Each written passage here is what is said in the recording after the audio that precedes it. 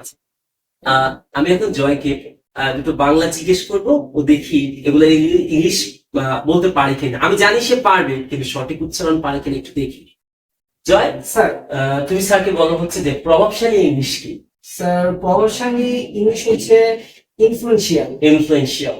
আচ্ছা, আর যদি বাণিজ্যিক, বাণিজ্যিক ইংলিশ কি। স্যার, বাণিজ্যিক ইংলিশ হচ্ছে কমার্শিয়াল। কমার্শিয়াল। আসলে ও কিন্তু দুটোরই হচ্ছে যে ইংলিশটা জানে, দুটো বাংলা শব্দই কিন্তু ইংলিশটা জানে, কিন্তু সঠিক উচ্চারণটা জানে। ওকে, সঠিক উচ্চারণ না জানলে হচ্ছে যে ইংলিশ বলে কোনো লাভ নেই। আমি যদি যতটুকুই বলি, আমি যদি সঠিক উচ্চারণ করে বলি, তাহলে কিন্তু শুনতে ভালো লাগবে। এবং হচ্ছে যে এটাই ভালো, সঠিক উচ্চারণ করতে পারাটাই আমি মনে করি ভালো। এতে করে নিজের ভিতরে একটা কনফিডেন্স কাজ করে। ওকে, তো সে বলছে যে প্রভাবশালী ইংলিশ হচ্ছে ইনফ্লুয়েন্সিয়াল। আসলে ইংরেজিতে শিয়াল বলে কিছু নাই, এটা হবে শক।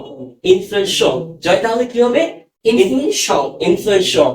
আচ্ছা, আর কমার্শিয়ালটা কি হবে? কমার্শিয়াল। কমার্শিয়াল কি হবে? কমার্শিয়াল। পটেনশিয়াল।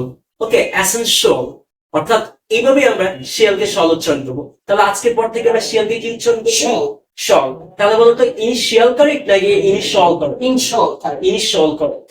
Initial correct. অতিরঞ্জিত হওয়া যাবে না।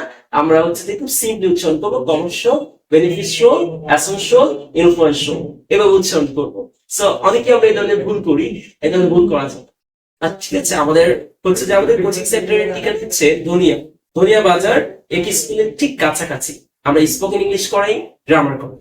সবাইকে ইনভাইটেশন দিলাম, সবাই আসবেন, সঠিক উচ্চারণ শিখবেন। আল্লাহ হাফেজ।